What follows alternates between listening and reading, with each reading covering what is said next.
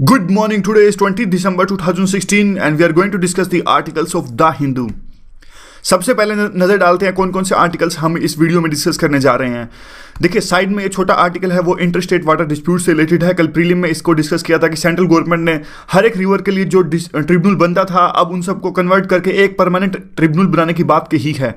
और दूसरा ये जो आर्टिकल है जो यूएस का एक ड्रोन है अंडर वाटर ड्रोन चाइना ने कैप्चर किया था उसी से रिलेटेड ये आर्टिकल है, हम इसे डिस्कस करेंगे, इससे भी ऊपर वाले को भी डिस्कस करेंगे।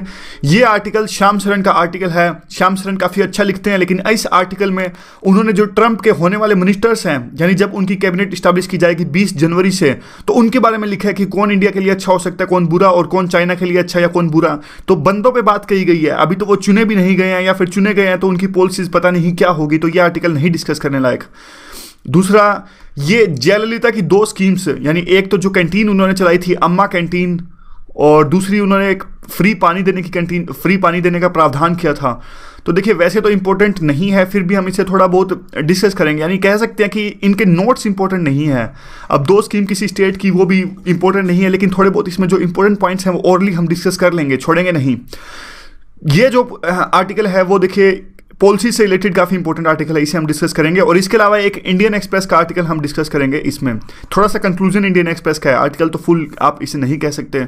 तो स्टार्ट करते हैं। अभी इंटरस्टेट वाटर डिस्प्यूट्स आपको पता ही होगा सॉरी इंटरस्टेट वाटर डिस्प्यूट्स आपको पता ही होगा। देखिए अंग्रेजों ने क्या किया, अंग्रेज हमारे देश पे राज करते थे तो पहले तो सब कुछ सही ढंग से डिवाइडेड था, ज्योग्राफिकल डिवाइडेड था। तो अंग्रेजों ने हमारे स्टेट्स के ऊपर हमारे इंडिया के मैप के ऊपर एक आर्टिफिशियल लाइन खींच दी अपनी सहूलियत के हिसाब से। आप याद कीजिए बंगाल का विभाजन, कैसे उन्होंने बंगाल को डिवाइड किया, ऐसे ही उन्होंने बहुत सारे स्टेट्स को डिवाइड किया, आर्टिफिशियल लाइन्स खींची गई और उसी से ये जो इनकी नींव थी इंटर वाटर डिस्प्यूट्स की वो वहीं से रखी गई थी। और उसके बाद आज़ादी के बाद तो बहुत से ऐसे छोटे छोटे स्टेट्स बने कि जो वाटर डिस्प्यूट्स हैं वो चलती ही आ रही हैं। चाहे आप कावेरी का एग्जांपल लीजिए, सतलुज का एग्जांपल लीजिए, महादाई रवि जो नदी है उसका एग्जांपल लीजिए, 6-7 जो है रिवर डिस्प्यूट्स अभी तक सामने आ चुके हैं। और उसके देखिए हमारे जो कॉन्स्टिट्यूशनल मेकर थे उनको पता था, they knew that this kind of problem may arise in the future. So what they did, उन्होंने क्या किया 262 आर्टिकल में एक प्रावधान रखा। 262 आर्टिकल में क्या लिखा गया था, 262 आर्टिकल में यह बताया गया था कि जब भी सेंट्रल गवर्नमेंट को लगता है तो वो किसी भी तरह का कोई लॉ या फिर कानून पास कर सकता है इंटरस्टेट वाटर डिस्प्यूट्स को सोल्व करने के लिए। तो ऐसा ही सेंट्रल गवर्नमेंट ने किया। सेंट्रल गवर्नमेंट ने 1956 में एक लॉ पास किया। इस आर्टिकल 262 के तहत इंटरस्टेट वाटर डिस्प्यूट एक्ट पास किया गया 1956 के अंदर में। तो इसमें क्या हुआ, तो इसमें इस एक्ट में यह कहा गया जब भी किसी स्टेट किसी राज्य को ऐसा लगता है कि हमारे साथ अन्याय हो रहा है, हमें ज़्यादा पानी मिलना चाहिए, तो वो सेंट्रल गवर्नमेंट के पास चलकर आ सकता है। स्टेट सेंटर को कहेगा कि भाई एक ट्रिब्यूनल इस्टेब्लिश कीजिए, मुझे दिक्कत है, ये हमें पानी नहीं दे रहे हैं। तो इसी तरह से सेंट्रल गवर्नमेंट की मजबूरी होती थी जब भी कोई स्टेट कहता तो इस एक्ट के तहत 1 साल के अंदर अंदर उसे ट्रिब्यूनल इस्टेब्लिश करना होता था। और यह भी प्रावधान था कि जो वाटर स्टेट डिस्प्यूट्स होती हैं इसमें सुप्रीम कोर्ट का दखल नहीं होगा। ध्यान से सुनिएगा, इस एक्ट में एक ऐसा प्रावधान है जिसमें सुप्रीम कोर्ट का दखल नहीं होगा, लेकिन ऐसा होता है। अभी आने वाले देखेंगे स्लाइड्स में क्यों होता है ऐसा। तो अब देखिए अब क्या हुआ, अब इसका कंटेक्स्ट क्या है। तो पहले ऐसा होता था कि हर एक रिवर के पास जब भी कोई स्टेट जाता तो एक परमानेंट ट्रिब्यूनल इस्टेब्लिश करना पड़ता था इसको सेंट्रल गवर्नमेंट को। लेकिन अब सेंट्रल गवर्नमेंट ने क्या किया, सेंट्रल गवर्नमेंट ने कहा कि एक ही ट्रिब्यूनल होगा परमानेंट, लेकिन हर एक नदी के लिए ब्रांचेज अलग अलग हो सकती हैं। यानी कल को देखिए कोई भी नदी, मान लीजिए आप गंगा के लिए अगर दिक्कत आती है तो गंगा के लिए अगर उत्तर प्रदेश जाता है सेंट्रल गवर्नमेंट के पास में तो वो अलग से ट्रिब्यूनल नहीं बनाएंगे, वो एक ब्रांच इस्टेब्लिश करेंगे सिर्फ। और जब गंगा का जो मैटर है सिर्फ एग्जाम्पल के लिए अगर सोल्व हो जाएगा तो वो ब्रांच अपने आप ऑटोमेटिक डिसॉल्व हो जाएगी यानी खत्म हो जाएगी, यानी एक ही ट्रिब्यूनल रहेगा, अलग अलग ट्रिब्यूनल नहीं होंगे। और अभी जो सारे के सारे जितने ट्रिब्यूनल हैं, जैसे अलग अलग के लिए कावेरी ट्रिब्यूनल अलग है और जो सतलुज SYL का ट्रिब्यूनल अलग है, महादाई कृष्णा इनका ट्रिब्यूनल अलग अलग हैं। तो ये सारे के सारे जो ट्रिब्यूनल है एक ही परमानेंट ट्रिब्यूनल में सबज्यूम हो जाएंगे, समा जाएंगे और रहेगा क्या, सिर्फ एक ट्रिब्यूनल। तो इसका फायदा क्या होगा, देखिए इसके फायदे काफ़ी होंगे। क्यों, एक तो देखिए इसकी स्पीड बढ़ जाएगी, जब एक ही ट्रिब्यूनल होगा तो स्पीड ज़्यादा रहेगी, कॉस्ट भी बचेगी और इफेक्टिवनेस भी ज़्यादा होगी। और कॉम्प्लेक्सिटीज़ हैं, देखिए अलग अलग ट्रिब्यूनल से ज़्यादा कॉम्प्लेक्सिटीज़ आती है तो कॉम्प्लेक्सिटीज़ भी इससे घटेंगी। अकाउंटेबिलिटी, यानी देखिए जब एक ही ट्रिब्यूनल होगा तो उसकी अकाउंटेबिलिटी ज़्यादा रहेगी सरकार के प्रति, स्टेट्स के प्रति, जनता के प्रति। तो ये इनके फ़ायदे होंगे। दूसरा देखिए एक बात क्या है, एक और अच्छा इसका एडवांटेज है जो अभी सरकार ने फैसला लिया है, उन्होंने कहा कि हम एक एक्सपर्ट एजेंसी भी स्टैब्लिश करेंगे जो क्या करेंगी, जो डेटा कलेक्ट करेंगी रेन के बारे में, इरिगेशन के बारे में, सरफेस वाटर फ्लो के बारे में। इससे फायदा क्या होगा, देखिए इससे फायदा ये होगा, अब देखिए जैसे मैं आपको एग्जांपल देता हूं, कावेरी के डिस्प्यूट में क्या हुआ, कावेरी के डिस्प्यूट में जो कर्नाटका था वो तो कह रहा था कि आपके पास इतना पानी है, और चेन्नई जो तमिलनाडु थी वो कह रही थी कि हमें पानी ज़्यादा चाहिए, आपके पास में पानी ज़्यादा है। तो जो डेटा था, डेटा के बारे में जो जानकारी है, अलग अलग क्लेम्स थे, कर्नाटका के अलग क्लेम्स थे, इनके अलग क्लेम्स थे, तो इसी से दिक्कत पैदा हो गई थी। तो अब ये अलग से एक्सपर्ट एजेंसी के पास में डेटा रहेगा, तो वो उनके ये दोनों स्टेट्स जो हैं या फिर कोई भी जनरली मान लीजिए स्टेट्स आमतौर पे झूठ नहीं बोल सकेंगे। तो ये एक्सपर्ट एजेंसी बनाने का जो फैसला लिया है काफ़ी महत्वपूर्ण है, आप इसे कह सकते हैं। आगे देखते हैं। अब ऐसा तो नहीं है कि सिर्फ इनके फायदे हैं, चैलेंजेस भी काफ़ी हैं। अब देखिए एक और जो इसमें बात है, क्लास है, अब क्या है, ट्रिब्यूनल बनाने से पहले एक और प्रावधान सेंटर की गाइडलाइंस में होगा। ट्रिब्यूनल से पहले केस जाएगा डिस्प्यूट रेजोल्यूशन कमेटी। ये एक ऐसी कमेटी होगी जिसमें एक्सपर्ट्स होंगे, और जो स्टेट्स पहले ट्रिब्यूनल के पास जाने से पहले इस डिस्प्यूट रेजोल्यूशन कमेटी के पास आएंगे, और ये एक्सपर्ट्स की कमेटी होंगी और कहेंगे कि भाई ट्रिब्यूनल में तो बाद में जाएंगे, पहले आप इसे सोल्व करने की कोशिश कीजिए। लेकिन अब क्वेश्चन यह उठता है कि जरूरत ही क्या है, जब आपको पता ही है कि स्टेट इससे शांत होंगे ही नहीं, यानी अगर डिस्प्यूट रेजोल्यूशन कमेटी में हार भी गए स्टेट्स, तो वो डेफिनेटली आगे ट्रिब्यूनल बनाने के लिए सेंट्रल गवर्नमेंट के पास जाएंगे ही जाएंगे। तो फिर आपका मतलब क्या बनता है, तो एक तरह से आप हायरार्की बढ़ा ही रहे हो, काम ही बढ़ा रहे हो ना। जब पता ही है वो आगे जाएंगे ही जाएंगे, अपील फाइल करेंगे ही ट्रिब्यूनल के पास में, और ट्रिब्यूनल से बाद केस जाएगा ही सुप्रीम कोर्ट में। अब मैं आपको बताने वाला हूँ कि सुप्रीम कोर्ट में केस क्यों जाएगा।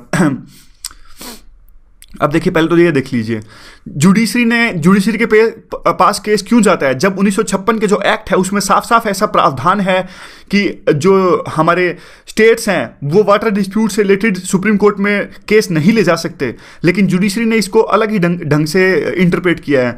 जुडिशरी ने कहा कि जो 1956 का एक्ट है, जुडिशरी ने, देखिए ध्यान से सुनिएगा, काफ़ी इंपॉर्टेंट है और काफ़ी बार ये क्वेश्चन पूछा जाता है। जुडिशरी ने कहा कि 1956 का जो एक्ट है उसमें यह कहा गया कि ओरिजिनली आप नहीं आ सकते, यानी कल को कोई नई रिवर पर विवाद होता है, तो आप देखिए जैसे सोन नदी पर फिलहाल मान लीजिए कोई विवाद नहीं है, तो सोन नदी पर विवाद नहीं है, तो इस विवाद को सुलझाने के लिए वो सुप्रीम कोर्ट नहीं जा सकते। लेकिन अब ध्यान से सुनिएगा, अगर जिस रिवर पर ट्रिब्यूनल फैसला दे चुकी है, यानी जिस ट्रिब्यूनल पर, जैसे आप SYL है, सतलुज पे ट्रिब्यूनल फैसला दे चुकी है, कावेरी रिवर पर ट्रिब्यूनल फैसला दे चुकी है, तो इनकी अपील सुप्रीम कोर्ट में फाइल की जा सकती है। तो यह इंपॉर्टेंट पॉइंट है। तो सुप्रीम कोर्ट ने क्या कहा, नई नदी पर विवाद होता है तो हमारे पास सीधा नहीं आ सकता, लेकिन ट्रिब्यूनल ने जो अवार्ड दिया है उसकी अपील सुप्रीम कोर्ट में फाइल की जा सकती है। तो ऐसा सुप्रीम कोर्ट ने कहा। तो इसीलिए बार बार जब आप क्वेश्चन पूछते हो कि जब 1956 रिवर डिस्प्यूट एक्ट में साफ साफ ऐसा कहा गया है कि सुप्रीम कोर्ट इसमें इंटरफेयर नहीं करता, तो क्यों करता है, तो अब देख लीजिए, इसीलिए सुप्रीम कोर्ट करता है क्योंकि सुप्रीम कोर्ट की ये लैंडमार्क जजमेंट है। सुप्रीम कोर्ट ने ऐसा कहा कि अगर कोई भी ट्रिब्यूनल हो उसकी अपील हमारे पास लेके आता है तो डेफिनेटली हम उस पर जजमेंट देंगे, तो हम इंटरफेयर कर सकते हैं इनडायरेक्टली। तो साफ साफ ये जुडिशरी एक्टिविज्म आप इसे कह सकते हैं। तो और कौन से चैलेंजेस हैं इसमें देखिए ये चैलेंजेस हैं।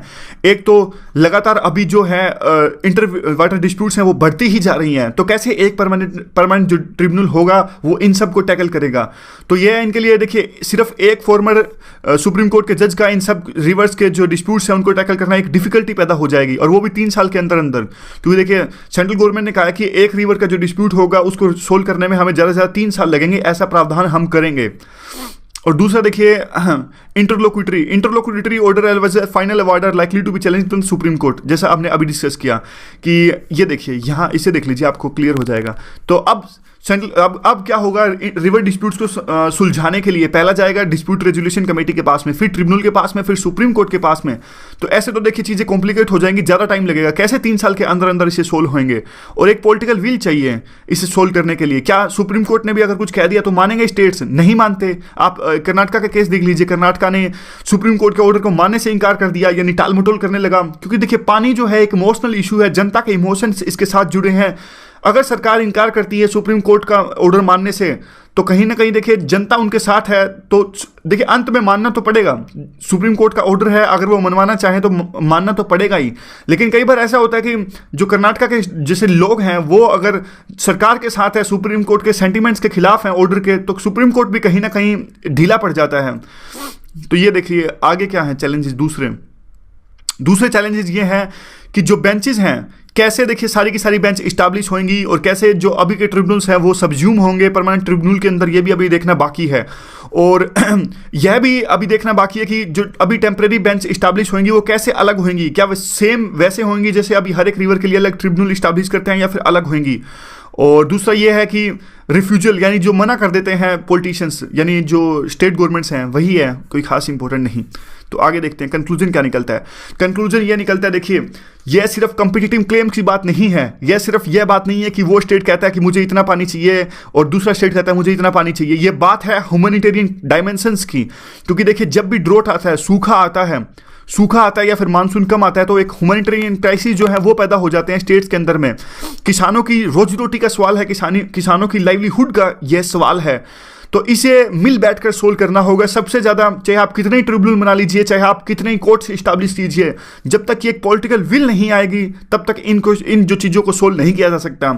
याद है हमने पहले भी डिस्कस किया था कि जो कम्युनिटी है, देखिए इसका सॉल्यूशन मेनली निकलेगा कैसे, मेनली तो वाटर को आपको सेव करना पड़ेगा। जब तक आप पानी को सेव नहीं करोगे या फिर जैसे कोई भी डिस्प्यूट होता है कम्युनिटी, आप जो कम्युनिटी फार्मर्स जैसे अब कावेरी के डिस्प्यूट में ये सॉल्यूशन आया था वो इस्टेब्लिश नहीं करोगे, याद होगा ना आपको ये सब कुछ, ये सब कावेरी का हमने जब डिस्कशन की थी कावेरी रिवर की, जब हमने ये सारे सॉल्यूशंस डिस्कस किए थे कि किसान वाटर इंटेंसिव क्रॉप्स ना उगाएं, पानी का सेव करें और जो ग्राउंड वाटर है उसका यूटिलाइजेशन देखें और कम्युनिटी फार्मिंग देखें। तो ये सारे पॉइंट्स रिवाइज करवा रहा हूं आपको अभी। तो अब आगे देखते हैं सबसे बड़ा क्वेश्चन इस जो टॉपिक है उसकी यूटिलिटी क्या है। यूटिलिटी देखिए इसका GS2 में है, GS2 में साफ साफ इसका क्वेश्चन आ सकता है। और ऐसे में भी इस बार जो ऐसे आया था वो भी इंटरस्टेट वाटर डिस्प्यूट्स इन्हीं पे आया था और स्टेट्स के बीच में जो वाटर डिस्प्यूट्स होती हैं उन्हीं पे ऐसे आया था। क्वेश्चन क्या बनता है मेंस के लिए, आपको क्वेश्चन लिखना है with respect to new rules, यानी जो गवर्नमेंट ने न्यू रूल्स लाए हैं वो कैसे जो डिस्प्यूट्स को सोल्व करने में सहायक होंगे और फर्दर सजेशंस क्या हैं आपके इसकी तरफ में। और प्रीलिम के लिए क्या बनता है, प्रीलिम में एक स्टेटमेंट है, आपको यह बताना है कि गलत है या सही है। क्या सुप्रीम कोर्ट इंटरफेयर कर सकता है रिवर डिस्प्यूट्स एक्ट में, यह स्टेटमेंट सही है या गलत, आपको यह बताना है। दूसरा, वाटर कौन सी लिस्ट में आता है, स्टेट लिस्ट में, सेंट्रल लिस्ट में या कॉन्करेंट लिस्ट में। तो ये दोनों क्वेश्चंस के आपको आंसर देने हैं। तो अगले टॉपिक की तरफ हम चलते हैं।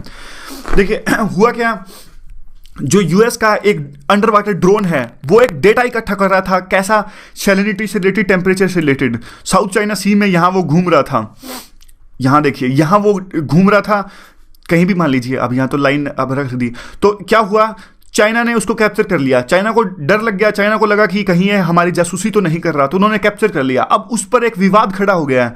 ट्रम्प कहते हैं आप रख लीजिए वो जो ड्रोन है, हमें नहीं चाहिए। तो चाइना को ये पॉलिसी अच्छी नहीं लगी। चाइना को कहा कि ये तो एरोगेंस है, आप साफ साफ एरोगेंस दिखा रहे हो। पहले तो आप इसे मैप को देख लीजिए। मैंने आपको कहा था कि जब भी मैप आएगा, जब हम बार बार रिवाइज करेंगे और जब तक कि रिवाइज करेंगे जब तक कि हमें याद नहीं हो जाता।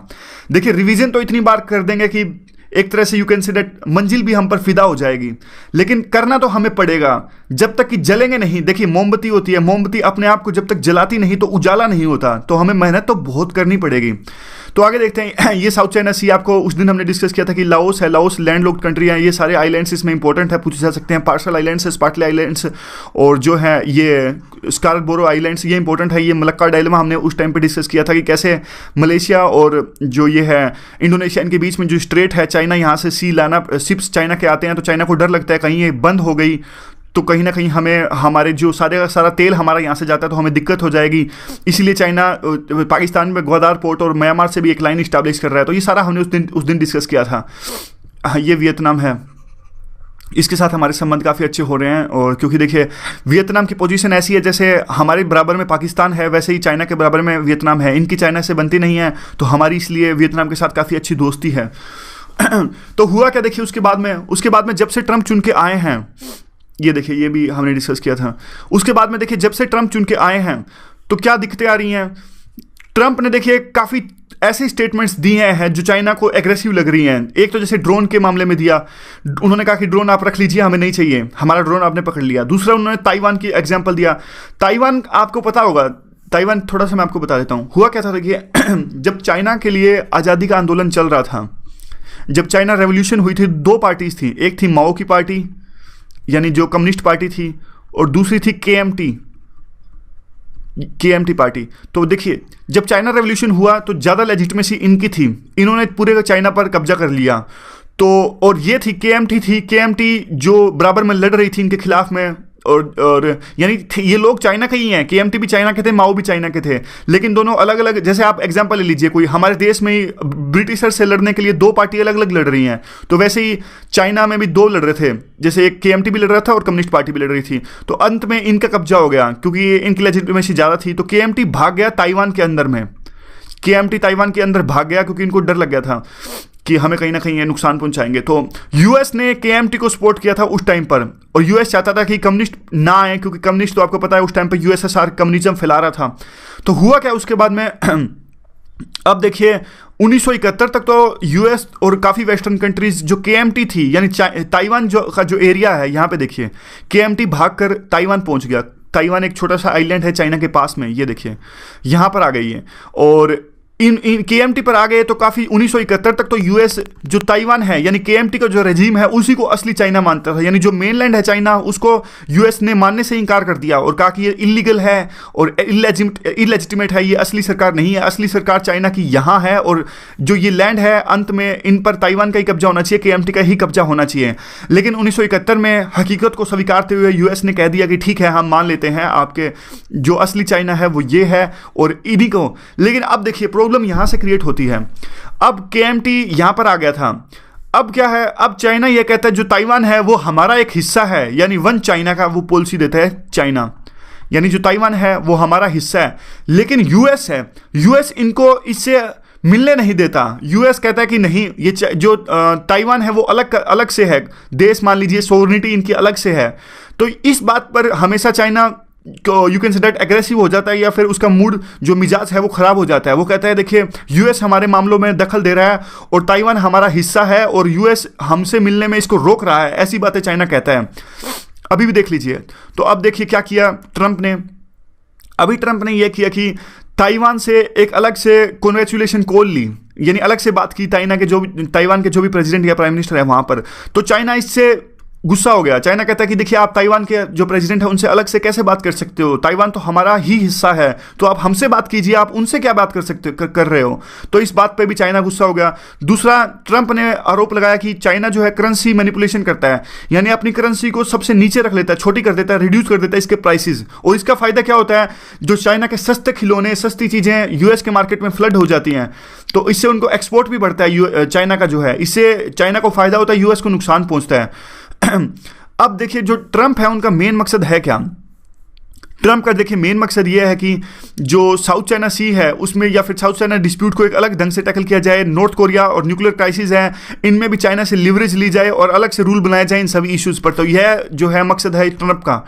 लेकिन बीजिंग का जो रिएक्शन है वो भी देखिए आसान तो नहीं होगा। बीजिंग इन चीज़ों को कभी भी लाइटली नहीं लेगा, और क्योंकि उनको लगता है कि जो वन चाइना की पॉलिसी यानी ताइवान हमारा हिस्सा है, ये सारी पॉलिसीज नॉन नेगोशिएबल हैं, यानी इन पर किसी भी तरह का नेगोशिएशन नहीं किया जा सकता। और उन्होंने भी अपने एंटी एयरक्राफ्ट इस्टेब्लिश करने स्टार्ट कर दिए हैं जो साउथ चाइना डिस्प्यूट है उन पर, और चाइना भी इसको इग्नोर नहीं करेगा जो ट्रंप कह रहे हैं, इस तरह की जो बात है। तो आगे देखते हैं क्या है। आगे देखिए जो जियोपॉलिटिकल सिग्निफिकेंस क्या है इस पूरे रीजन की। देखिए चाइना एक नेवल पावर तो बड़ी है लेकिन केस्ड है। केस्ड क्यों है, क्योंकि देखिए उसके आसपास काफ़ी आइलैंड्स अड़ जाते हैं। यहाँ पे देखिए ये चाइना है सारा, ऊपर देखिए, और यहाँ पे देखिए जो ये आइलैंड्स हैं, जो फिलीपींस के आइलैंड्स हैं, यहाँ पे देखिए। तो नेवल पावर है, एक लेवल के बाद में ये पूरा खुला एरिया नहीं है चाइना के नेवल पावर के लिए, क्योंकि देखिए सारा का सारा जो है आइलैंड्स ने चाइना का रास्ता रोक लिया है। ये फिलीपींस का आइलैंड्स है, तो क्यों कैसे हम कह सकते हैं कि जो चाइना का आइलैंड्स है वो केस्ड नेवल पावर है। यह देखिए, और दूसरा देखिए दोनों के दोनों में, वैसे तो इनका ईस्ट चाइना सी और साउथ चाइना सी दोनों में इनका बॉर्डर मिलता है, लेकिन दोनों तरफ से, एक तरफ से ताइवान आगे अड़ जाता है, एक तरफ से जापान के जो रियूक्यू आइलैंड्स है वो आगे अड़ जाते हैं, और यहाँ पे बबुयान आइलैंड्स जो फिलीपींस के हैं वो आगे अड़ जाते हैं। यहाँ पे देखिए जापान के आइलैंड्स भी आगे अड़ गए, ईस्ट जो चाइना सी है यहाँ पे देखिए। तो अलग अलग एंगल्स में चाइना की जो नेवल पावर है वो यहाँ पे सारे आइलैंड्स हैं वो आगे अड़ जाते हैं। तो केस्ड नेवल पावर आप इसे कह सकते हैं, ऐसी नेवल पावर जो पिंजरे में बंद है। और आगे देखते हैं इसीलिए ताइवान, क्योंकि ताइवान के देखिए, अगर ताइवान पे किसी दूसरे देश का कब्जा होता है यानी फिर इन्फ्लुएंस में आता है, तो चाइना की पूरी सिक्योरिटी ही इससे खतरे में पड़ जाएगी, एक वनरेबिलिटी पैदा हो जाएगी। तो इसीलिए चाइना बहुत ज़्यादा सेंसिटिव है ताइवान के इशू पर। तो अब देख लेते हैं इसकी यूटिलिटी क्या है। पेपर 2 मेंस में इंटरनेशनल रिलेशन का क्वेश्चन डायरेक्ट तो नहीं आएगा वैसे कि दोनों के देशों, क्योंकि देखिए यूएस और चाइना के बीच का जो डिस्प्यूट है ये पॉलिटिकल साइंस के लिए इंपॉर्टेंट हो सकता है, लेकिन जीएस में इसके आने के चांसेस कम हैं। तो हमारे लिए क्या सॉरी हमारे लिए क्या क्वेश्चन बनता है? हमारे लिए क्वेश्चन बनता है कि जो साउथ चाइना जो डिस्प्यूट है अभी, इंडिया के लिए क्या सिग्निफिकेंस है उसकी, और क्या सोचते हो कि इंडिया की पॉलिसी क्या होनी चाहिए इस पूरे डिस्प्यूट में। और प्री के लिए क्वेश्चन मैं आपसे पूछता हूँ कि रीयूनियन आइलैंड्स है वो कहाँ हैं।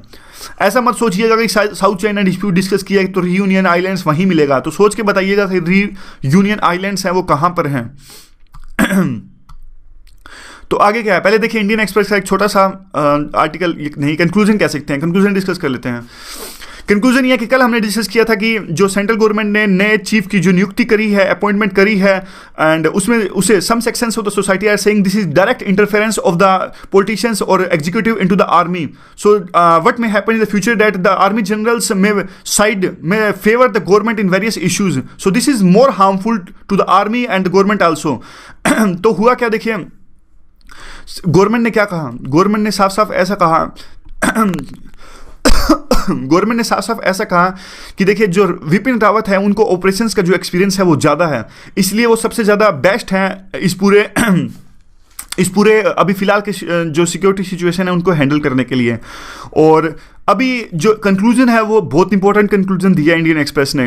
तो इन्होंने कंक्लूजन में कहा ठीक है, मान लेते हैं कि ये जो विपिन रावत हैं वो काफ़ी इंपॉर्टेंट है फिलहाल की सिचुएशन को टैकल करने के लिए, लेकिन सिर्फ सीनियरिटी एक रूल नहीं हो सकता, लेकिन आगे आप ऐसे रूल्स इस्टेब्लिश कर दें कम से कम, यानी जब भी आपको लगे तो आप एक क्राइटेरिया ऐसा इस्टेब्लिश कर दें कि जो भी बंदा चुना जाएगा ये इस क्राइटेरिया पे चुना जाएगा, जैसे कि ऑपरेशनल हैंडलिंग या फिर एक्सपीरियंस या फिर कुछ भी आपको लगता है, तो कम से कम जो एक गाइडलाइंस हैं पहले से पब्लिक डोमेन में होनी चाहिए।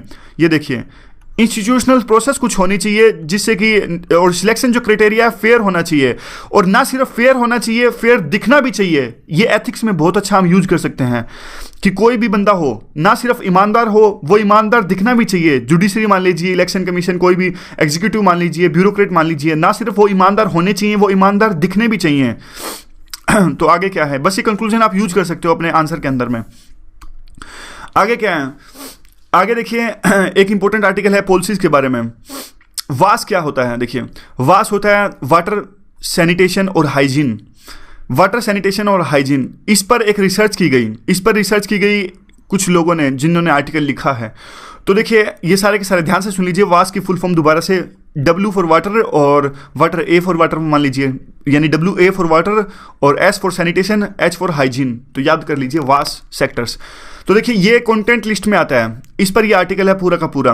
और क्यों इंपॉर्टेंट है, देखिए एक सेकंड, एक वो पेज था कहाँ गया, गुम हो गया, चलो फिर भी आगे आ जाएगा। अब देखिए जो वास्ट सर्विसेज हैं, हम क्या है, हम मिलेनियम डेवलपमेंट गोल से अब सस्टेनेबल डेवलपमेंट गोल की तरफ जा रहे हैं। यानी अब देखिए पहले MDG थे 2015 तक, अब बना दिए गए 2015 से आगे 2015 से 30 तक चलेंगे SDG यानी सस्टेनेबल डेवलपमेंट गोल।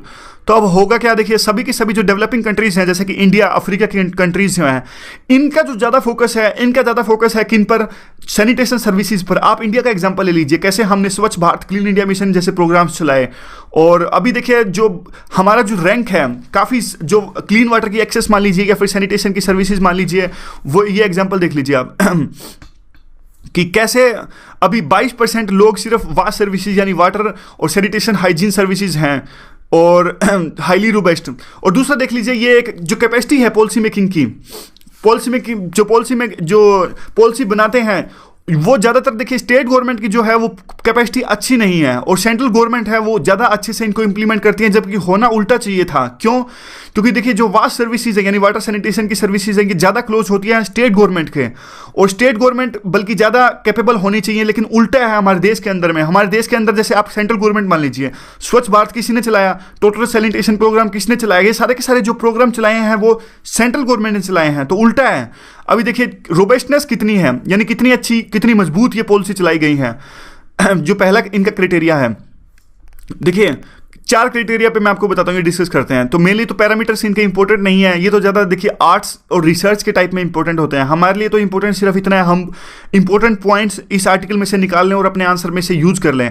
वहाँ पे लिखने लगेंगे कि 4 क्राइटेरिया पे इनको हम वो कर सकते हैं, जज कर सकते हैं, तो ये ज़्यादा वो नहीं है। उनको सिर्फ पॉइंट्स चाहिए जनरल एग्जाम्पल्स के साथ में, करंट एग्जाम्पल्स के साथ में यूपीएससी में इसकी आवश्यकता है। तो ये तो देखिए, ये हमेशा आप लिख दिया करो। वैसे ये अच्छे कीवर्ड्स हैं, adequacy, accessibility, affordability, quality, safety, तो ये अच्छे कीवर्ड्स, इनको यूज़ करा करो आप। जब भी ये कीवर्ड्स आएंगे तो हम इनको डिस्कस कर लेंगे, ऐसा कुछ नहीं है। देखिए हाई, मॉडरेट, लो, क्या पता 10-15 क्राइटेरिया पे ये इनको डिस्कस करते हैं, और आर्टिकल में दिए सिर्फ 3-4 हैं, यानी सिर्फ कहने के लिए हैं, कुछ दिया तो है नहीं। और आगे क्या है दूसरा देखिए, पहला इनका क्राइटेरिया था जो रोबस्टनेस था, यानी कितनी मजबूत पॉलिसी आती हैं। और दूसरा देखिए इनका जो क्राइटेरिया है वो है बेनिफिशियरी का। बेनिफिशियरी का जो इनका क्राइटेरिया है वो, उसमें क्या है कि आइडेंटिफिकेशन ऑफ बेनिफिशियरी, यानी किनको क्लीन वाटर चाहिए, किनको सैनिटेशन की सर्विसेज चाहिए, उनको आइडेंटिफाई करना बहुत जरूरी है। जब तक उनको आइडेंटिफाई नहीं करेंगे तब तक ये अच्छी पॉलिसीज नहीं बनाई जा सकती। और देखिए यूनिवर्सल जो कवरेज की बात कह तो देते हैं, यानी जो यूनिवर्सल कवरेज है, कहना तो आसान है कि आप कोई भी सर्विसेज और फूड है उनको सबको दे दीजिए, 100% लोगों को दे दीजिए, यूनिवर्सल एक्सेस उसको कर दीजिए। लेकिन ऐसा करने के लिए एक विल चाहिए, ऐसा करने के लिए एक रिसोर्सेज चाहिए, जो कि हमारे देश में कहीं ना कहीं लैक कर रहे हैं। दूसरा, जब भी कोई पॉलिसी हम इंप्लीमेंट करते हैं तो हमें यह देखना होगा कि नीड्स और बैरियर क्या क्या हैं। यानी देखिए सभी क्षेत्रों के जो नीड्स और बैरियर्स हैं अलग अलग हैं। कहीं देखिए जो राजस्थान या फिर बिहार है वहाँ सैनिटेशन की ज़्यादा प्रॉब्लम हो सकती है, गुजरात में कम हो सकती है, यानी अलग अलग स्टेट्स की अलग अलग दिखते हैं। कहीं कहीं क्लीन वाटर ज़्यादा उपलब्ध हो सकता है, पंजाब मान लीजिए, हिमाचल प्रदेश में। कहीं जो कोस्टल स्टेट्स हैं जहाँ नदियाँ कम हैं वहाँ पे समुद्र के पानी को हमें डिसैलिनाइज करना पड़ता है। तो सभी स्टेट्स की अलग अलग दिखते हैं, अलग अलग बैरियर्स हैं पॉलिसीज़ को इंप्लीमेंट करने में। देखिए 2 टाइप के अब इन्होंने कहा है, बेनिफिशियरीज 2 टाइप के डिवाइड किए जाते हैं इंडिया के अंदर में। कौन कौन से 2 टाइप हैं? एक तो ज्योग्राफिकल और सोशल कंटेक्स्ट के बेस पर, और दूसरा ह्यूमन लाइफ के बेस पे। कौन कौन से ये हैं? देखिए ज्योग्राफिकल एंड सोशल कंटेक्स्ट मतलब कि आप मान लीजिए स्टेट्स के नाम पे। ज्योग्राफिकल मतलब जैसे कि कोस्टल स्टेट्स हो गए या फिर नॉर्थ इंडिया के कॉन्टिनेंटल स्टेट्स हो गए, तो ज्योग्राफिकल टाइप्स के बेनिफिशियरी डिसाइड करना। दूसरा जो इनका साइकिल है वो है ह्यूमन लाइफ पे, यानी एडोलसेंट, बच्चे, फीमेल और बूढ़े, यानी सिटीजन्स, जो सीनियर सिटीजन्स हमारे होते हैं, ये सारे देखिए इन लेवल पे, यानी 2 टाइप पे हम पॉलिसीज बना सकते हैं, या तो ज्योग्राफिकल लेवल पर या फिर ह्यूमन साइकिल्स जो हैं उनके लेवल पर। अब देखिए ये कहते हैं कि ये थोड़ा सा डेटा है, पहले आप वो देख लीजिए, काफ़ी इंपॉर्टेंट ये डेटा है, अपने आंसर में आप यूज कर सकते हो। तो ऐसे ऐसे डेटा की जो स्लाइड्स हैं इकट्ठी करते जाएंगे, आगे जाके मेंस के आंसर्स में हमारा जो होगा वो वैल्यू एडिशन हो जाएगा। वर्ल्ड वाइड देख लीजिए, वर्ल्ड वाइड देखिए अब 663 मिलियंस ऐसे लोग हैं जिनको अभी जो सेफ वाटर नहीं मिल पाता, और पूरे दुनिया के अंदर में देखिए 2.4 बिलियन ऐसे लोग हैं जिनको पास अभी सैनिटेशन की सुविधा उपलब्ध नहीं है। और अब ये इंडिया का इंपॉर्टेंट डेटा है, इंडिया में 128 मिलियन ऐसे लोग हैं जिनके पास में सेफ वाटर यानी क्लीन वाटर नहीं है, और 804 मिलियन ऐसे लोग हैं, 840 कह रहा हूँ 840 ऐसे मिलियन पीपल हैं जिनके पास में देखिए सैनिटेशन की सुविधा उपलब्ध नहीं है। तो इसको हम देखिए वो कर सकते हैं, अपने मेंस के आंसर में यूज कर सकते हैं, और ऐसे में भी इस डेटा को यूज कर सकते हैं हम। तो देखिए काफ़ी डेटा जो आता है वो इंपॉर्टेंट नहीं होता, लेकिन पानी का इशू तो हमेशा आता ही रहता है, तो ये डेटा इंपॉर्टेंट है, इसे आप नोट कर लीजिएगा। और दूसरा देखिए जो पॉलिसी की जो रोबस्टनेस है, अब ये सोल्यूशन भी देते हैं कि बढ़ाएं कैसे। अब देखिए, अब एक और एग्जांपल मैं आपको देता हूं। जब भी आप कई बार पूछते हो कि ऐसे में हेडिंग लिख दी जाए, तो ऐसे में हेडिंग लिखनी चाहिए, कोई खास दिक्कत नहीं होता, बल्कि ऐसे में अगर आप हेडिंग लिखते हो तो अच्छा ही होता है, एग्जामिनर को पता लग जाता है कि किस डायरेक्शन की तरफ आप जा रहे हो। लेकिन जो आपकी हेडिंग है वो अट्रैक्टिव होनी चाहिए। जैसे ये देख लीजिए, अब इनहेंसिंग पॉलिसी रोबस्टनेस, ऐसी हेडिंग आपकी होनी चाहिए। अब आप ऐसी हेडिंग कभी मत दीजिएगा कि how to enhance the robustness, ऐसे तो बच्चे लिखते हैं काफ़ी, मतलब थोड़ा हमारे आंसर में दम लगना चाहिए, तो इस तरह की हेडिंग हमें देनी चाहिए, इनहेंसिंग पॉलिसी रोबस्टनेस, या फिर moving towards the solution, converging towards the solution, ताकि अट्रैक्टिंग हेडिंग वो रहे। चलो आगे डिस्कस कर लेते हैं। जो हमारे देखिए 11% जो पॉलिसीज थी, उन्होंने देखिए एसएस जो आइडेंटिफाई किया, यानी देखिए हमारी सिर्फ जो पॉलिसीज हमने चलाई हुई हैं उनमें से सिर्फ 11% पॉलिसीज ने बैरियर्स को रिकॉग्नाइज किया कि ये दिक्कतें आती हैं, ये दिक्कतें आ रही हैं पॉलिसीज को इंप्लीमेंट करने में। और जो रोबस्टनेस है पॉलिसीज की वो इन्हेंस की जा सकती है अगर हम ज़्यादा से ज़्यादा अगर हम बैरियर्स को आइडेंटिफाई करें। और दूसरा देखिए बेटर जो आइडेंटिफिकेशन है डेफिनेटली उससे फ़ायदा होगा और ज़्यादा अच्छी से पॉलिसी हमारी आ सकेंगी बाद में। और ये थोड़ा सा बाद में कंक्लूजन देते हैं ये कि जॉब अगर आधी की गई है, job well done is half done, मतलब जो ये सैनिटेशन के मामले में हमने गवर्नमेंट ने जो पॉलिसी चलाई है वो अच्छी हैं लेकिन आधी हुई हैं, अभी बहुत कुछ करना बाकी है। और हमारा एनालिसिस ऐसा शो करता है कि जो वास्ट सर्विसेज है इंडिया में डेफिनेटली उनमें रोबस्ट की यानी जो मजबूती और इम्प्रूवमेंट की आवश्यकता है। और पर्टिकुलरली स्टेट्स को ज़्यादा स्ट्रेंथन करने की आवश्यकता है क्योंकि ये ज़्यादा नज़दीक होते हैं। और बाद में ये कहते हैं कि जो LCS यानी जो ह्यूमन साइकिल्स हैं, यानी देखिए बात ऐसी है कि होना तो ऐसे चाहिए कि जो इमर्जेंट पैराडाइम्स हैं, यानी कि जो सारी रिसर्च दुनिया की ऐसा कहती है कि जो LCS यानी ह्यूमन साइकिल्स पे जो पॉलिसीज चलाई जाती हैं वो ज़्यादा यू कैन से दैट फायदेमंद साबित होती हैं या फिर ज़्यादा सफल होती हैं। जैसे आपको एग्जांपल देता हूँ, ह्यूमन साइकिल की बात करते हैं तो ये कहना चाहते हैं कि जो पॉलिसीज अलग अलग साइकिल्स को देख के चलाई जाती है, यानी देखिए जो बच्चे हैं उनके लिए सैनिटेशन की अलग दिखते हैं या फिर जो सीनियर सिटीजन्स हैं उनके लिए सैनिटेशन की अलग दिखते हैं। तो इस तरह से जो ह्यूमन साइकिल्स पे ऐसी पॉलिसीज चलाई जाती है तो ज़्यादा सफल होती हैं। लेकिन हमारे इंडिया में उल्टा है, हमारे इंडिया में क्या है कि जो ज्योग्राफिकल बेसिस पे जो स्कीम्स चलाई जाती हैं वो ज़्यादा सफल होती हैं। तो ये कहते हैं कि दोनों ऐसा कीजिए, आप दोनों ही चला लीजिए, यानी LCS भी क्राइटेरिया होना चाहिए, ह्यूमन साइकिल्स भी क्राइटेरिया होना चाहिए और ज्योग्राफिकल जैसे अलग अलग स्टेट्स हैं बिहार, उत्तर प्रदेश या फिर तमिलनाडु, गुजरात, तो सभी के बेस पे अलग अलग पॉलिसीज आप चला लीजिए क्योंकि one size doesn't fit all. तो दोनों क्राइटेरिया को आप कंसीडर कीजिए, ह्यूमन साइकिल्स को भी कंसीडर कीजिए और जो ज्योग्राफिकल एरियाज है उसको भी आप कंसीडर कीजिए। तो बैरियर है, बैरियर को देखिए रिकॉग्नाइज करना पड़ेगा। तो यह बात कहती हैं। तो देखिए उसके बाद में क्या आता है, एक इंपॉर्टेंट कोट है, कोट यूटिलिटी डिस्कस कर लेते हैं। पहले देखिए एक इंपॉर्टेंट कोट है जो हम ऐसे में यूज कर सकते हैं कि जो पॉलिसीज होती हैं वो एक कंपास की तरह होती हैं, यानी जो कैप्टन्स यानी जो सरकार चला रहे होते हैं उनके लिए कंपास की तरह होती हैं। Who are in charge of implementation, यानी वो एग्जीक्यूटिव जिनके पास में जो इम्प्लीमेंटेशन का चार्ज होता है उनके लिए ये पॉलिसीज एक कंपास की तरह होती हैं। ये पॉलिसीज एक डायरेक्शन प्रोवाइड करती हैं स्टीयरिंग हैंड को, यानी सरकार चलाने वाले को, ताकि वो एक पूरा का पूरा जो कोर्स है उसको मॉनिटर कर सकें। तो ये कोट हम ऐसे में यूज कर सकते हैं, इंपॉर्टेंट कोट है, आप इसे देख लीजिएगा। पेपर 2 में इस जो टॉपिक है उसकी इंपॉर्टेंस है, एथिक्स में भी इस टॉपिक की इंपॉर्टेंस है। क्वेश्चन क्या है आपके लिए, क्वेश्चन ये है, policies are framed with desired objectives but are problems generally administrator face in bringing the desired outcomes. तो एथिक्स का एक क्वेश्चन आ सकता है साफ साफ। तो अब देख लेते हैं। अब एक इंपॉर्टेंट आर्टिकल जो हमने कहा था कि तमिलनाडु की 2 स्कीम्स का था। देखिए जयललिता जी का देहांत हो गया तो उन्होंने काफ़ी सारी ऐसी स्कीम्स चलाई थी।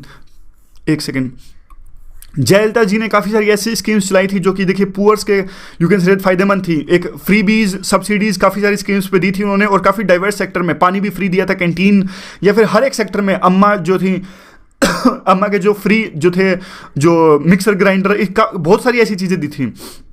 तो ये आर्टिकल लिखने वाले कहते हैं कि हम इस पूरे आर्टिकल में 2 चीज़ों को कंसीडर करेंगे। एक तो फ्री उन्होंने कैंटीन चलाई है और दूसरा उन्होंने फ्री में जो वाटर दिया है, क्या ये जो पॉलिसीज़ थी या यू कैन से दैट फायदेमंद साबित हुई या फिर इनका नुकसान हुआ। तो अलग अलग 2 पॉलिसीज़ के बारे में डिस्कस करते हैं। तो इसकी यूटिलिटी कहाँ हो सकती है।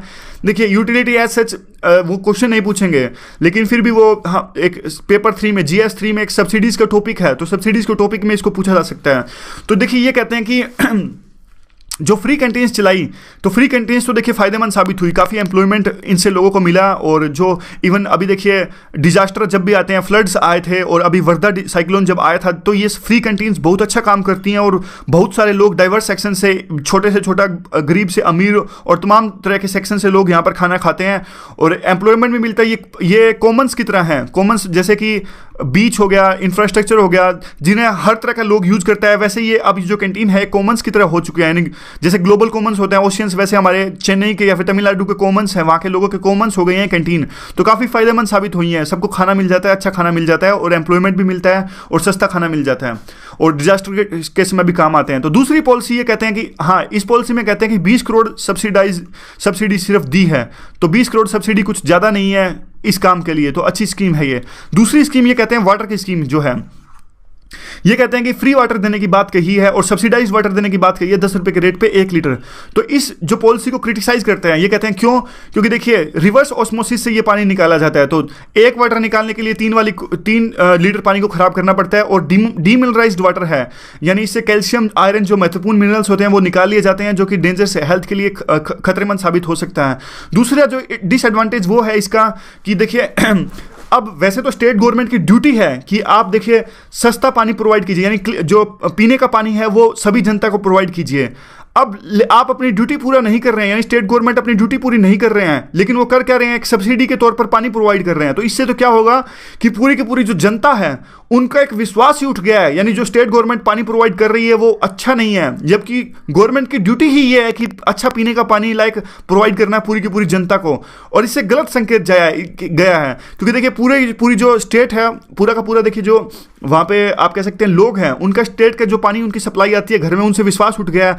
तो 1,000 करोड़ की पानी की जो वहाँ पे इंडस्ट्री है वो पैदा हो गई है, और एक पानी बेचते हैं महंगा जनता को। तो बस इसी से रिलेटेड ये आर्टिकल है पूरा का पूरा। तो आज की डिस्कशन में बस इतना ही। Thanks very much for discussion. साथ है सुप्रीम कोर्ट के सेंटीमेंट्स के खिलाफ हैं ऑर्डर के, तो सुप्रीम कोर्ट भी कहीं ना कहीं ढीला पड़ जाता है। तो ये देखिए आगे क्या है चैलेंजेस। दूसरे चैलेंजेस ये हैं कि जो बेंचेस हैं कैसे, देखिए सारी की सारी बेंच इस्टेब्लिश होंगी, और कैसे जो अभी के ट्रिब्यूनल्स हैं वो सबज्यूम होंगे परमानेंट ट्रिब्यूनल के अंदर, ये भी अभी देखना बाकी है। और यह भी अभी देखना बाकी है कि जो अभी टेम्परेरी बेंच इस्टेब्लिश होंगी वो कैसे अलग होंगी, क्या वे सेम वैसे होंगी जैसे अभी हर एक रिवर के लिए अलग ट्रिब्यूनल इस्टेब्लिश करते हैं, या फिर अलग होंगी। और दूसरा ये है कि रिफ्यूजल, यानी जो मना कर देते हैं पॉलिटिशियंस, यानी जो स्टेट गवर्नमेंट्स हैं, वही है, कोई खास इंपॉर्टेंट नहीं। तो आगे देखते हैं कंक्लूजन क्या निकलता है। कंक्लूजन ये निकलता है, देखिए यह सिर्फ कॉम्पिटिटिव क्लेम की बात नहीं है, यह सिर्फ यह बात नहीं है कि वो स्टेट कहता है कि मुझे इतना पानी चाहिए और दूसरा स्टेट कहता है मुझे इतना पानी चाहिए। यह बात है ह्यूमैनिटेरियन डायमेंशंस की, क्योंकि देखिए जब भी ड्रोट आता है, सूखा आता है या फिर मानसून कम आता है, तो एक ह्यूमैनिटेरियन क्राइसिस जो है वो पैदा हो जाते हैं स्टेट्स के अंदर में। किसानों की रोजी रोटी का सवाल है, किसानों की लाइवलीहुड का यह सवाल है। तो इसे मिल बैठकर सोल्व करना होगा सबसे ज़्यादा, चाहे आप कितने ट्रिब्यूनल बना लीजिए, चाहे आप कितने कोर्ट्स इस्टेब्लिश कीजिए, जब तक ये एक पॉलिटिकल विल नहीं आएगी तब तक इन जो चीज़ों को सोल्व नहीं किया जा सकता। याद है हमने पहले भी डिस्कस किया था कि जो कम्युनिटी है, देखिए इसका सॉल्यूशन मेनली निकलेगा कैसे, मेनली तो वाटर को आपको सेव करना पड़ेगा। जब तक आप पानी को सेव नहीं करोगे, या फिर जैसे कोई भी डिस्प्यूट होता है कम्युनिटी फार्मर्स, जैसे अब कावेरी के डिस्प्यूट में ये सॉल्यूशन आया था, वो इस्टेब्लिश नहीं करोगे, याद होगा ना आपको ये सब कावेरी का हमने जब डिस्कशन की थी कावेरी रिवर की, जब हमने ये सारे सॉल्यूशंस डिस्कस किए थे कि किसान वाटर इंटेंसिव क्रॉप्स ना उगाएं, पानी का सेव करें, और जो ग्राउंड वाटर है उसका यूटिलाइजेशन देखें, और कम्युनिटी फार्मिंग देखें। तो ये सारे पॉइंट्स रिवाइज करवा रहा हूं आपको अभी। तो अब आगे देखते हैं सबसे बड़ा क्वेश्चन, इस जो टॉपिक है उसकी यूटिलिटी क्या है। यूटिलिटी देखिए इसका GS2 में है, GS2 में साफ साफ इसका क्वेश्चन आ सकता है, और ऐसे में भी इस बार जो ऐसे आया था वो भी इंटरस्टेट वाटर डिस्प्यूट्स इन्हीं पे आया था, और स्टेट्स के बीच में जो वाटर डिस्प्यूट्स होती हैं उन्हीं पे ऐसे आया था। क्वेश्चन क्या बनता है मेंस के लिए, आपको क्वेश्चन लिखना है with respect to new rules, यानी जो गवर्नमेंट ने न्यू रूल्स लाए हैं वो कैसे जो डिस्प्यूट्स को सोल्व करने में सहायक होंगे, और फर्दर सजेशंस क्या हैं आपके इसकी तरफ में। और प्रीलिम के लिए क्या बनता है, प्रीलिम में एक स्टेटमेंट है, आपको यह बताना है कि गलत है या सही है। क्या सुप्रीम कोर्ट इंटरफेयर कर सकता है रिवर डिस्प्यूट्स एक्ट में, यह स्टेटमेंट सही है या गलत, आपको यह बताना है। दूसरा, वाटर कौन सी लिस्ट में आता है, स्टेट लिस्ट क्या है। एक और अच्छा इसका एडवांटेज है जो अभी सरकार ने फैसला लिया है, उन्होंने कहा कि हम एक एक्सपर्ट एजेंसी भी स्टैब्लिश करेंगे, जो क्या करेंगी, जो डेटा कलेक्ट करेंगी रेन के बारे में, इरिगेशन के बारे में, सरफेस वाटर फ्लो के बारे में। इससे फायदा क्या होगा, देखिए इससे फायदा ये होगा, अब देखिए जैसे मैं आपको एग्जांपल देता हूं, कावेरी के डिस्प्यूट में क्या हुआ। कावेरी के डिस्प्यूट में जो कर्नाटका था वो तो कह रहा था कि आपके पास इतना पानी है, और चेन्नई जो तमिलनाडु थी वो कह रही थी कि हमें पानी ज़्यादा चाहिए, आपके पास में पानी ज़्यादा है। तो जो डेटा था, डेटा के बारे में जो जानकारी है, अलग अलग क्लेम्स थे, कर्नाटका के अलग क्लेम्स थे, इनके अलग क्लेम्स थे, तो इसी से दिक्कत पैदा हो गई थी। तो अब ये अलग से एक्सपर्ट एजेंसी के पास में डेटा रहेगा, तो वो उनके ये दोनों स्टेट्स जो हैं, या फिर कोई भी जनरली मान लीजिए स्टेट्स आमतौर पर झूठ नहीं बोल सकेंगे। तो ये एक्सपर्ट एजेंसी बनाने का जो फैसला लिया है काफ़ी महत्वपूर्ण है, आप इसे कह सकते हैं। आगे देखते हैं। अब ऐसा तो नहीं है कि सिर्फ इनके फायदे हैं, चैलेंजेस भी काफ़ी हैं। अब देखिए एक और जो इसमें बात है, क्लास है, अब क्या है, ट्रिब्यूनल बनाने से पहले एक और प्रावधान सेंटर की गाइडलाइंस में होगा। ट्रिब्यूनल से पहले केस जाएगा डिस्प्यूट रेजोल्यूशन कमेटी। ये एक ऐसी कमेटी होगी जिसमें एक्सपर्ट्स होंगे, और जो स्टेट्स पहले ट्रिब्यूनल के पास जाने से पहले इस डिस्प्यूट रेजोल्यूशन कमेटी के पास आएंगे और ये एक्सपर्ट्स की कमेटी होंगी और कहेंगे कि भाई ट्रिब्यूनल में तो बाद में जाएंगे, पहले आप इसे सोल्व करने की कोशिश कीजिए। लेकिन अब क्वेश्चन यह उठता है कि जरूरत ही क्या है, जब आपको पता ही है कि स्टेट इससे शांत होंगे ही नहीं। यानी अगर डिस्प्यूट रेजोल्यूशन कमेटी में हार भी गए स्टेट्स, तो वो डेफिनेटली आगे ट्रिब्यूनल बनाने के लिए सेंट्रल गवर्नमेंट के पास जाएंगे ही जाएंगे। तो फिर आपका मतलब क्या बनता है? तो एक तरह से आप हायरार्की बढ़ा ही रहे हो, काम ही बढ़ा रहे हो ना। जब पता ही है वो आगे जाएंगे ही जाएंगे, अपील फाइल करेंगे ही ट्रिब्यूनल के पास में, और ट्रिब्यूनल से बाद केस जाएगा ही सुप्रीम कोर्ट में। अब मैं आपको बताने वाला हूं कि सुप्रीम कोर्ट में केस क्यों जाएगा। अब देखिए, पहले तो ये देख लीजिए जुडिशरी के पास केस क्यों जाता है। जब 1956 के जो एक्ट है उसमें साफ साफ ऐसा प्रावधान है कि जो हमारे स्टेट्स हैं वो वाटर डिस्प्यूट से रिलेटेड सुप्रीम कोर्ट में केस नहीं ले जा सकते, लेकिन जुडिशरी ने इसको अलग ही ढंग से इंटरप्रेट किया है। जुडिशरी ने कहा कि जो 1956 का एक्ट है, जुडिशरी ने, देखिए ध्यान से सुनिएगा, काफ़ी इंपॉर्टेंट है और काफ़ी बार ये क्वेश्चन पूछा जाता है। जुडिशरी ने कहा कि 1956 का जो एक्ट है उसमें यह कहा गया कि ओरिजिनली आप नहीं आ सकते। यानी कल को कोई नई रिवर पर विवाद होता है तो आप देखिए, जैसे सोन नदी 262 आर्टिकल में एक प्रावधान रखा। 262 आर्टिकल में क्या लिखा गया था? 262 आर्टिकल में यह बताया गया था कि जब भी सेंट्रल गवर्नमेंट को लगता है तो वो किसी भी तरह का कोई लॉ या फिर कानून पास कर सकता है इंटर स्टेट वाटर डिस्प्यूट्स को सोल्व करने के लिए। तो ऐसा ही सेंट्रल गवर्नमेंट ने किया। सेंट्रल गवर्नमेंट ने 1956 में एक लॉ पास किया। इस आर्टिकल 262 के तहत inter state water dispute act पास किया गया 1956 के अंदर में। तो इसमें क्या हुआ? तो इस एक्ट में यह कहा गया जब भी किसी स्टेट, किसी राज्य को ऐसा लगता है कि हमारे साथ अन्याय हो रहा है, हमें ज़्यादा पानी मिलना चाहिए, तो वो सेंट्रल गवर्नमेंट के पास चलकर आ सकता है। स्टेट सेंटर को कहेगा कि भाई एक ट्रिब्यूनल इस्टेब्लिश कीजिए, मुझे दिक्कत आई है, हमें पानी नहीं दे रहे हैं। तो इसी तरह से सेंट्रल गवर्नमेंट की मजबूरी होती थी, जब भी कोई स्टेट कहता तो इस एक्ट के तहत 1 साल के अंदर अंदर उसे ट्रिब्यूनल इस्टेब्लिश करना होता था। और यह भी प्रावधान था कि जो वाटर स्टेट डिस्प्यूट्स होती हैं इसमें सुप्रीम कोर्ट का दखल नहीं होगा। ध्यान से सुनिएगा, इस एक्ट में एक ऐसा प्रावधान है जिसमें सुप्रीम कोर्ट का दखल नहीं होगा, लेकिन ऐसा होता है। अभी आने वाले देखेंगे स्लाइड्स में क्यों होता है ऐसा। तो अब देखिए अब क्या हुआ, अब इसका कंटेक्स्ट क्या है। तो पहले ऐसा होता था कि हर एक रिवर के पास जब भी कोई स्टेट जाता तो एक परमानेंट ट्रिब्यूनल इस्टेब्लिश करना पड़ता था इसको, सेंट्रल गवर्नमेंट को। लेकिन अब सेंट्रल गवर्नमेंट ने क्या किया? सेंट्रल गवर्नमेंट ने कहा कि एक ही ट्रिब्यूनल होगा परमानेंट, लेकिन हर एक नदी के लिए ब्रांचेज अलग अलग हो सकती हैं। यानी कल को देखिए कोई भी नदी, मान लीजिए आप गंगा के लिए अगर दिक्कत आती है तो गंगा के लिए अगर उत्तर प्रदेश जाते हैं सेंट्रल गवर्नमेंट के पास में, तो वो अलग से ट्रिब्यूनल नहीं बनाएंगे, वो एक ब्रांच इस्टेब्लिश करेंगे सिर्फ। और जब गंगा का जो मैटर है, सिर्फ एग्जाम्पल के लिए अगर सोल्व हो जाएगा तो वो ब्रांच अपने आप ऑटोमेटिक डिसॉल्व हो जाएगी, यानी खत्म हो जाएगी। यानी एक ही ट्रिब्यूनल रहेगा, अलग अलग ट्रिब्यूनल नहीं होंगे। और अभी जो सारे के सारे जितने ट्रिब्यूनल हैं, जैसे अलग अलग के लिए कावेरी ट्रिब्यूनल अलग है, और जो सतलुज SYL का ट्रिब्यूनल अलग है, महादाई कृष्णा इनका ट्रिब्यूनल अलग अलग हैं। तो ये सारे के सारे जो ट्रिब्यूनल है एक ही परमानेंट ट्रिब्यूनल में सबज्यूम हो जाएंगे, समा जाएंगे, और रहेगा क्या? सिर्फ एक ट्रिब्यूनल। तो इसका फायदा क्या होगा? देखिए इसके फायदे काफ़ी होंगे। क्यों? एक तो देखिए इसकी स्पीड बढ़ जाएगी। जब एक ही ट्रिब्यूनल होगा तो स्पीड ज़्यादा रहेगी, कॉस्ट भी बचेगी और इफेक्टिवनेस भी ज़्यादा होगी। और कॉम्प्लेक्सिटीज़ हैं, देखिए अलग अलग ट्रिब्यूनल से ज़्यादा कॉम्प्लेक्सिटीज़ आती है तो कॉम्प्लेक्सिटीज़ भी इससे घटेंगी। अकाउंटेबिलिटी, यानी देखिए जब एक ही ट्रिब्यूनल होगा तो उसकी अकाउंटेबिलिटी ज़्यादा रहेगी सरकार के प्रति, स्टेट्स के प्रति, जनता के प्रति। तो ये इनके फायदे होंगे। दूसरा देखिए एक बात, good morning, today is 20 December 2016 and we are going to discuss the articles of the Hindu. सबसे पहले नजर डालते हैं कौन कौन से आर्टिकल्स हम इस वीडियो में डिस्कस करने जा रहे हैं। देखिए साइड में ये छोटा आर्टिकल है, वो इंटर स्टेट वाटर डिस्प्यूट से रिलेटेड है। कल प्रीलिम में इसको डिस्कस किया था कि सेंट्रल गवर्नमेंट ने हर एक रिवर के लिए जो ट्रिब्यूनल बनता था, अब उन सबको कन्वर्ट करके एक परमानेंट ट्रिब्यूनल बनाने की बात कही है। और दूसरा ये जो आर्टिकल है, जो यूएस का एक ड्रोन है, अंडर वाटर ड्रोन चाइना ने कैप्चर किया था, उसी से रिलेटेड ये आर्टिकल है, हम इसे डिस्कस करेंगे। इससे भी ऊपर वाले को भी डिस्कस करेंगे। ये आर्टिकल श्याम शरण का आर्टिकल है। श्याम शरण काफ़ी अच्छा लिखते हैं, लेकिन इस आर्टिकल में उन्होंने जो ट्रंप के होने वाले मिनिस्टर्स हैं, यानी जब उनकी कैबिनेट स्टैब्लिश की जाएगी 20 जनवरी से, तो उनके बारे में लिखा है कि कौन इंडिया के लिए अच्छा हो सकता है, कौन बुरा, और कौन चाइना के लिए अच्छा या कौन बुरा। तो बंदों पर बात कही गई है। अभी तो वो चुने भी नहीं गए हैं, या फिर चुने गए हैं तो उनकी पॉलिसीज पता नहीं क्या होगी। तो ये आर्टिकल नहीं डिस्कस करने लायक। दूसरा, ये जयललिता की 2 स्कीम्स, यानी एक तो जो कैंटीन उन्होंने चलाई थी अम्मा कैंटीन, और दूसरी उन्होंने एक फ्री पानी देने की कैंटीन, फ्री पानी देने का प्रावधान किया था। तो देखिए वैसे तो इंपॉर्टेंट नहीं है, फिर भी हम इसे थोड़ा बहुत डिस्कस करेंगे। यानी कह सकते हैं कि इनके नोट्स इंपॉर्टेंट नहीं है। अब 2 स्कीम किसी स्टेट की, वो भी इंपॉर्टेंट नहीं है, लेकिन थोड़े बहुत इसमें जो इंपॉर्टेंट पॉइंट्स हैं वो ओरली हम डिस्कस कर लेंगे, छोड़ेंगे नहीं। ये जो आर्टिकल है वो देखिए पॉलिसी से रिलेटेड काफ़ी इंपॉर्टेंट आर्टिकल है, इसे हम डिस्कस करेंगे। और इसके अलावा एक इंडियन एक्सप्रेस का आर्टिकल हम डिस्कस करेंगे। इसमें थोड़ा सा कंक्लूजन इंडियन एक्सप्रेस का है, आर्टिकल तो फुल आप इसे नहीं कह सकते। तो स्टार्ट करते हैं अभी। इंटरस्टेट वाटर डिस्प्यूट्स आपको पता ही होगा सॉरी, इंटरस्टेट वाटर डिस्प्यूट्स आपको पता ही होगा। देखिए अंग्रेजों ने क्या किया, अंग्रेज हमारे देश पे राज करते थे तो पहले तो सब कुछ सही ढंग से डिवाइडेड था, ज्योग्राफिकल डिवाइडेड था। तो अंग्रेजों ने हमारे स्टेट्स के ऊपर, हमारे इंडिया के मैप के ऊपर एक आर्टिफिशियल लाइन खींच दी अपनी सहूलियत के हिसाब से।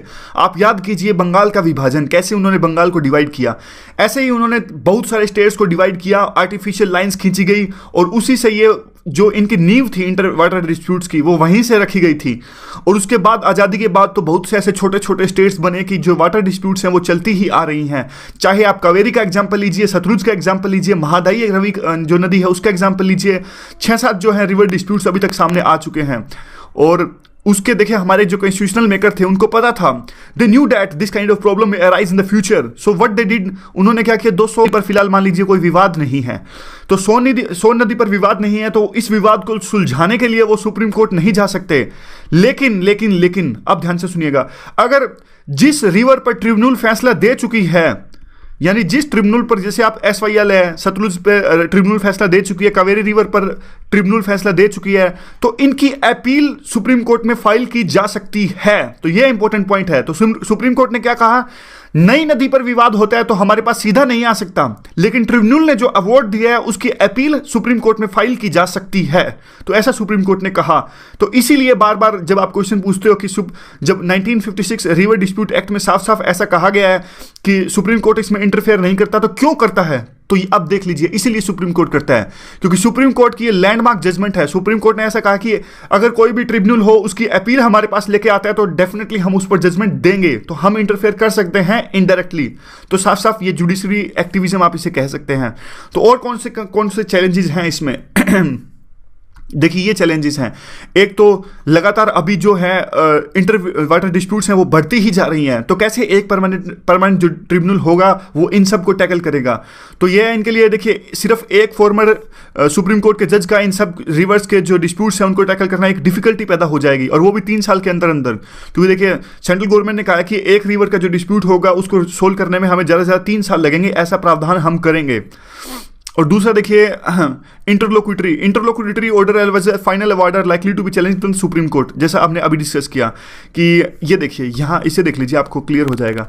तो अब क्या होगा, रिवर डिस्प्यूट्स को सुलझाने के लिए पहला जाएगा डिस्प्यूट रेजोल्यूशन कमेटी के पास में, फिर ट्रिब्यूनल के पास में, फिर सुप्रीम कोर्ट के पास में।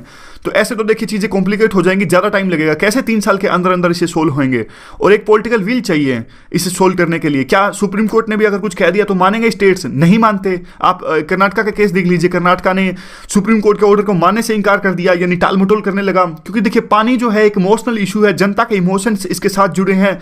अगर सरकार इनकार करती है सुप्रीम कोर्ट का ऑर्डर मानने से, तो कहीं ना कहीं देखिए जनता उनके साथ है, तो देखिए अंत में मानना तो पड़ेगा। सुप्रीम कोर्ट का ऑर्डर है, अगर वो मनवाना चाहें तो मानना तो पड़ेगा ही। लेकिन कई बार ऐसा होता है कि जो कर्नाटका के जैसे लोग हैं वो अगर सरकार के